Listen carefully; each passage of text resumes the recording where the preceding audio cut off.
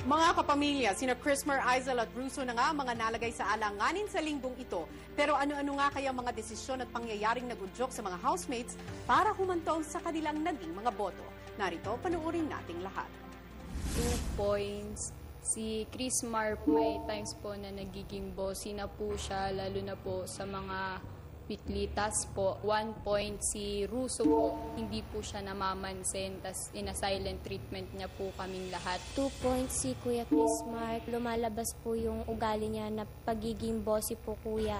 1 point si Kuya Russo po, parang down na down po siya sa sarili niya at saka naaapektuhan po kaming lahat ng housemates. 2 points po para kay Russo po kuya kasi di po siya gumagawa ng gawaing bahay po kuya. 1 point po para kay Chrismer. Once ma-pressure po siya, kuya, magsisisi po siya kaagad po, kuya, kung sino po yung may kasalanan po, kuya. 2 points to Mika po. Out of everyone in the house, we haven't really connected. 1 point to Chrismar po. He's always away from us, kuya. I feel like he's always with Mika. 2 puntos si Chrismar po. Yung sa mga nakaraang task po, medyo napapataas po yung boses niya kapag nagsasalita siya. 1 point si Mika po ulit. Doon po siya nag-focus kay Chrismar po. Parang si Chrismar lang po ang gusto niyang kausapin. 2 points si Chrismar po, kuya. Kasi po, may task po kami ginagawa. Hindi ko po alam kung ano yung naging rason niya, pero bigla po siyang sumisigaw, kuya. And parang pinapagalitan niyo po yung team, kuya.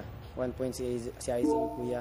Dahil po sa mga biro niya po, kuya, na medyo hindi po kanais-nais na mga biro, kuya. 2 points po kay Chrismar. Medyo rude po siya. 1 point para kay Aizel kasi mga movements siya sa kitchen, tsaka hindi siya ganun ka-clean for me. 2 points si Chrismar. He's changed a lot.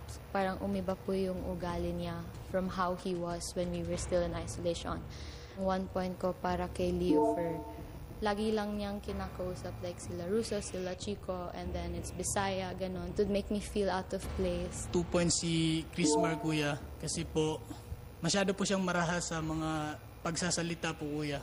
1 point si Alisa po, kuya. Dahil po, napapasobra na po yung kaartihan niya po, kuya.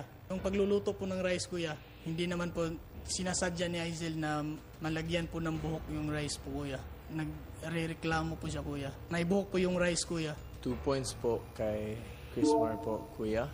He doesn't have to shout po talaga ng mga tao. 1 point po si Mika po, kuya.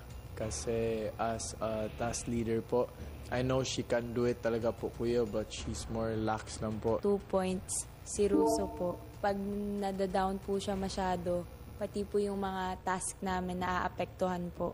1 point si Aizel po. May mga comments po siya na minsan yung pagsabi niya po is pabalang po, insensitive po. 2 puntos si Russo po. Hindi po siya masyadong nai-involve po sa mga gawaing bahay. 1 point si Kyron. Mayabang and childish po. 2 puntos po si Russo po. Hindi ko po maintindihan po yung ugali niya. Yung bigla-bigla na lang po siyang nang i-snub po. 1 puntos, Kuya Chrismar po. Parang hindi niya po pinapakinggan yung suggest ng iba. 2 points si Aizel dahil yung mga biro niya po minsan, masasobrahan na po siya. Binibigyan ko po ng 1 point po si Russo dahil yung biro po na ginagawa niya po kay Alisa is hindi na po maganda. Na-offend po ako.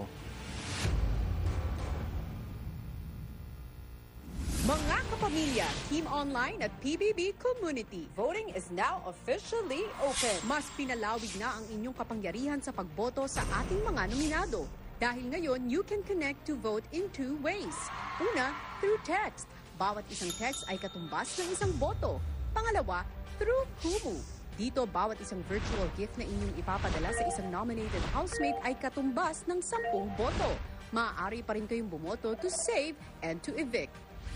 Para sa text, maaari kayong makapag-send ng 1 vote to save and 1 vote to evict kada SIM kada araw. Para sa Kumu, maaari kayo makapagpadala ng 10 virtual gifts para sa Vote to Save at 10 virtual gifts para sa Vote to Evict kada account kada araw. Sa pagtatapos ng linggo, pagsasamahin ang mga Vote to Save mula sa text at Kumu at ang mga Vote to Evict mula sa text at Kumu at kukunin ang kabuuang porsyento ng pinagsamang Vote to Save at Vote to Evict. Sa huli, ang nominated housemate na may pinakamababang porsyento ang siyang lalabas ng bahay ni Kuya. Kaya naman kapamilya and PBB community, use your power to vote dito sa Pinoy Big Brother Connect. Namarkahan ng mga nominado ang Miss Malakas ng Misamis Oriental, Aizil, ang military son ng Palawan, Chris Mar, ang bunso boksingero ng Jensan, Rusu. Sino sa kanila ang gusto mong maligtas at sino ang gusto mo nang lumabas? Text BBS says name of housemate or send virtual gifts to save. Para sa gusto mo pang manatili sa loob ng bahay ni Kuya, text BBE says name of housemate or send virtual gifts to evict naman para sa housemate na gusto mo nang ma-evict. Kumonek na para iligtas ang paborito mong housemate. Pinoy Big Brother Connect.